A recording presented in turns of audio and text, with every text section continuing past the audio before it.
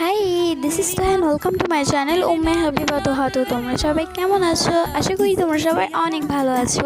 আলহামদুলিল্লাহ, আমি অনেক ভালো আছি। তো পরশু দিন আসছিলাম নানু বাসায়, এসে ভাবলাম যে একটা হাউস ট্যুর দেওয়া যাক। তো আগেই বলে দিই, আমার নানাদের আরেকটা আলাদা বিল্ডিং আছে, এখানে তারা আপাতত থাকছে, মানে আগেও থাকতো কিন্তু এখন নতুন বিল্ডিং উঠাচ্ছে। তো এই পাশে থাকে হচ্ছে আমার বড় মামারা, আর মানে বড় মামা একাই থাকে, আর এটা হচ্ছে আমার নানারা এই পাশে থাকে, আর হচ্ছে আরাফাতরা। আর এটা হচ্ছে আমার নানার রুম। নানা একটু অসুস্থ, আর সে ঘুমাচ্ছিল বলে আমি লাইট জ্বালিয়ে ডিস্টার্ব করিনি। আর আমি ভিডিওটা বানাচ্ছি ভর দুপুরবেলা, মানে 3টার সময়, যে যার কাজে ব্যস্ত আছে, আর আমি ভিডিও বানাতে ব্যস্ত। আর সামনে হচ্ছে আমার আম্মুর খালাতো বোনরা, না মামাতো বোনরা হচ্ছে বানাচ্ছে, বিল্ডিং বানাচ্ছে। সরি, হ্যাঁ মামাতো বোনই তো।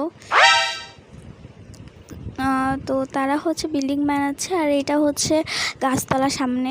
আর ওইটা হচ্ছে সামনে যেটা দেখতেছো, এখানে আগে আমার নানু রান্না করতো, কিন্তু নানু মারা যাওয়ার পর থেকে এখানে আমার ছোটোর মামি রান্না করে। তো এটা হচ্ছে আগে এত গাছ ছিল, কিন্তু পাশে যে বাসাটা দেখতে পাচ্ছ, সেই বাসাটার জন্য সমস্ত গাছপালা কেটে দিতে হয়েছে। আর আমার মনটা তো খুবই খারাপ হয়ে গেছিলো। আর দেখো আমি কি চিন্তা পরে চলে আসছি ভিডিও করার জন্য, আমার হতাশায় যে কী চলে আসে।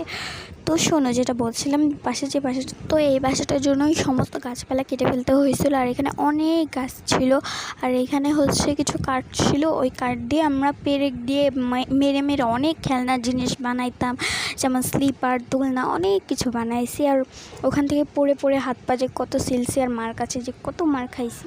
তো এইটা হলো আমার নানাদের গাছতলা। আমাদের নানাদের বাসাটা এত বিশাল। তো আজকের ভিডিওটা এইটুকুই। তোমাদের এই ভিডিওটা কেমন লাগলো?